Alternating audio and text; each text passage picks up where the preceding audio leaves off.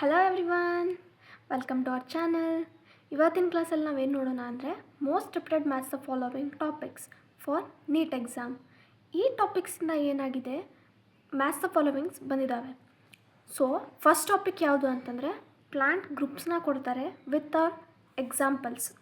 Next ಪ್ರೆಸೆಂಟೇಷನ್ಸ್ನ ಕೊಡ್ತೇವೆ ಮತ್ತು examples. Families, floral characters, algae, bryophyte, pteridophyte, gymnosperms ಅದರದ್ದು ಕ್ಯಾರೆಕ್ಟರ್ಸ್ ಕೊಟ್ಟು ಒಂದು ಸೈಡ್, ಇನ್ನೊಂದು ಸೈಡ್ ಈ ಗ್ರೂಪ್ಸನ್ನು ಕೊಡ್ತಾರೆ.